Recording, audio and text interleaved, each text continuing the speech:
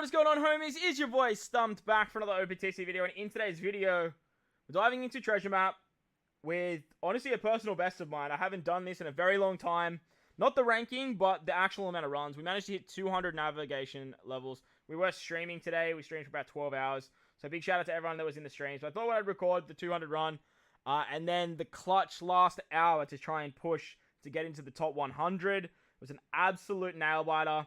So I'll leave you guys to watch the end of the video to check that one out. Let me know how you guys went in your treasure map below. If you're summoning still, let me know how that's going as well. Best of luck to everyone that is still summoning on the anniversary banners. If you are enjoying the video, make sure to belt the like button for me if you're new. Hit the big red subscribe button.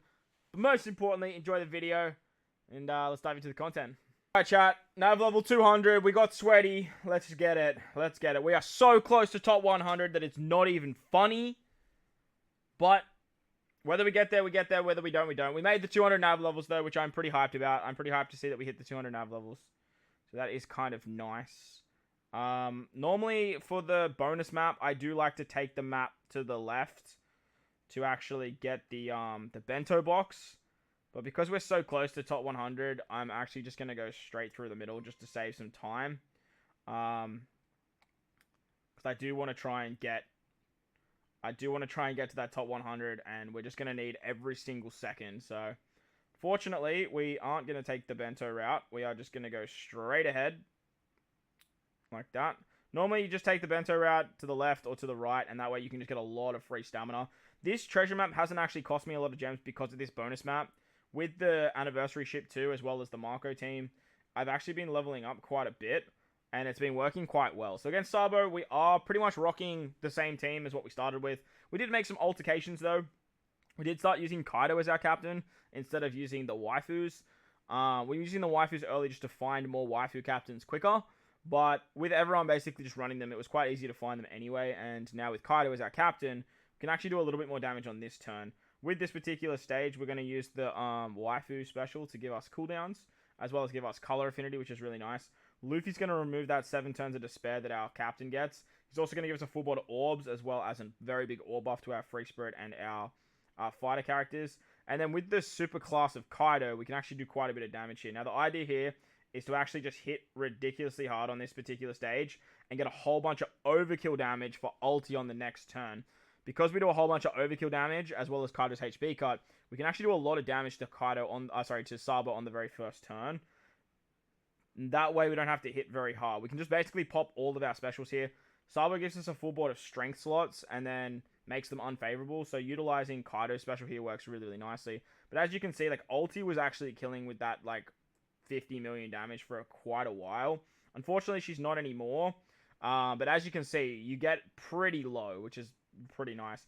Sabo does have that revive mechanic, but as you can see, we pretty much used all of our specials. Ulti gives us a color affinity carryover, which is kind of nice. So that way you can just sort of take out on the next turn. Ace and Yamato give you 2 turns of an attack boost as well, which is nice. It makes it just quicker to kill that turn, and then instead of popping it, you know what I mean. You guys know what I mean. So as you can see, taking down Sabo isn't too tricky. Hasn't been too tricky, which is great with this particular team. And now we're basically just going to fly to the end. Hopefully we get some nice orb rolls. Some nice rolls of the dice.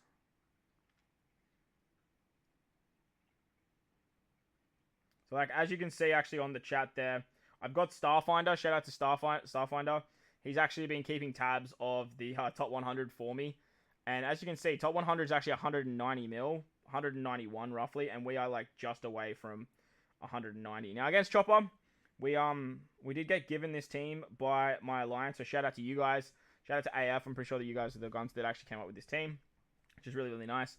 It actually uses double Cat Viper, which is awesome, and the treasure map Dogstorm to allow us to use the super types of Cat Viper on the first 2 turns to take out the mobs. Now with Shirahoshi on the team, you get a full board of Rainbow Orbs, which actually works out really, really nicely. So that way, when you get to the end, you don't have to worry about all the block orbs and the bomb orbs and all that orb rotation as well, because you have a full board of rainbow orbs, and rainbow orbs obviously can't be switched, which is really, really nice.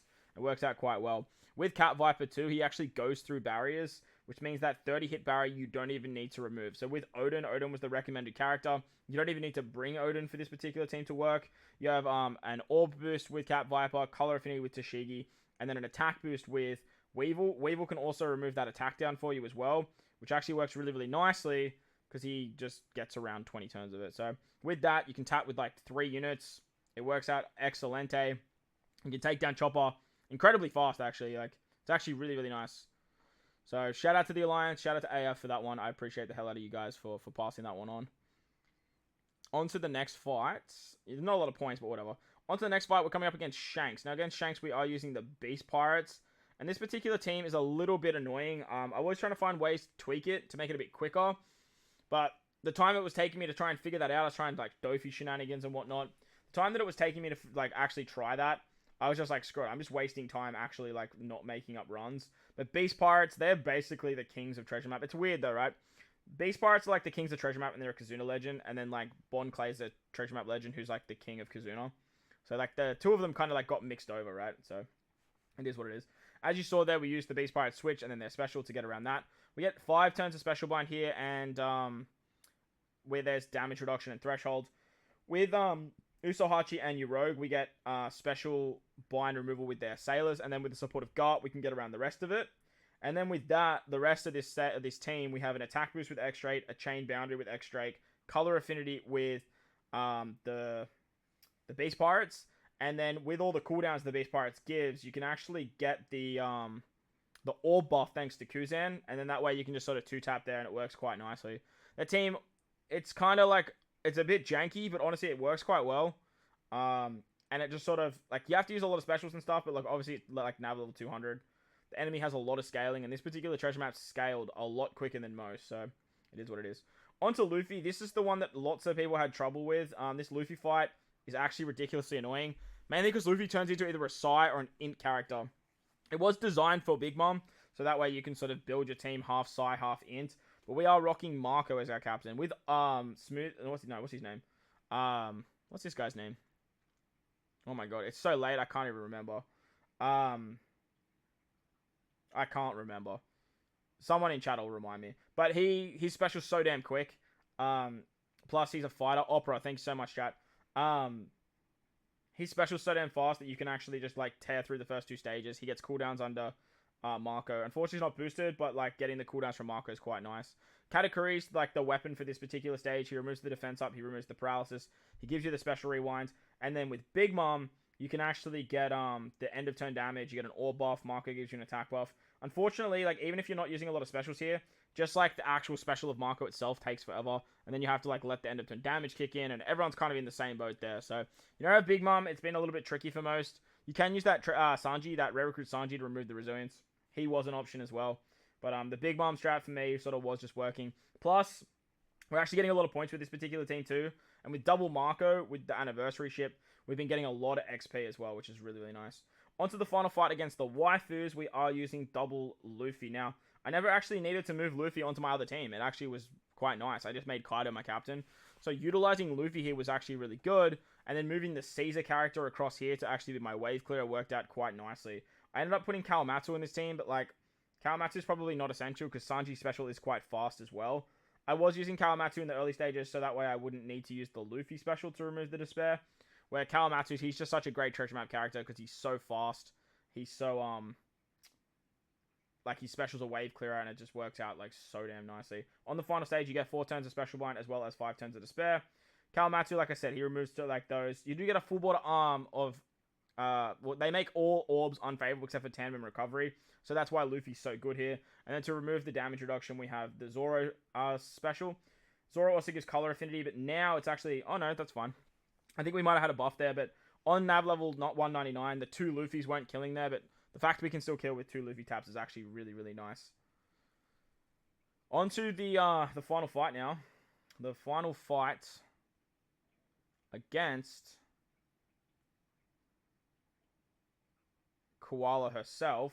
We are still using pretty much the same team that you guys saw way back when, but we are utilizing Kaido as our captain now. So Kaido is our captain, and we are using the Wonder support on our waifus. Now, I was struggling a little bit because sometimes you would get an interrupt there from Reiju, and Reiju just helps you ignore the first stage, and then you're stuck with the block orbs. But if you don't get Reiju, you can use the super class of Kaido to wave clear the first stage, and then you don't have to worry about the block orbs there. But if you do get Reiju, you'll just skip that stage, and then you just use your waifu special here, and with the Wonder support, we'd actually rotate all of those block orbs, and then with the super class, you could give yourself the tandem orbs that way. After we've done that, we're actually going to use the Yamato and Ace special now, because we actually need quite a lot of damage to kill here. And then we need to remove the damage reduction with Pudding. Pudding gives an attack buff too, so make sure you use your Yamato and Ace special first. Quite important that you do that. With Pudding being a striker, you actually get the color affinity buff thanks to the waifus as well. So Pudding's going to hit really hard, especially with the Wano Orb. So make sure that she's hitting sort of last in your chain. Depending on where I was sitting at was depending on where I would hit. On the final stage, you get attack down and paralysis, so the waifus are just great at removing that. And then literally just with the Kaido special, Kaido just hits so much damage with his special. Because he has a Wano slot, he gets the 1.5 times damage. And then with that, we can actually do the double damage debuff. And as you guys will see, like, Kaido's just... We must add a buff there, because Kaido's just hitting ridiculously hard. So, there you guys go. Nav level 200. We made it. We did it. Hopefully, we actually dropped to 103. Hopefully, now we can sneak into the top 100. But I guess you guys will find out that after Treasure Map. If you enjoyed the video, belt the like button for me if you're new. Hit the big red subscribe button too. But guys, wherever you are in this beautiful world, please remember to enjoy the rest of your day. Let me know how you guys went in the Treasure Map down below. And I'll catch you all in the next one. Later! Nav level 200. We freaking did it. Let's go. Let's go.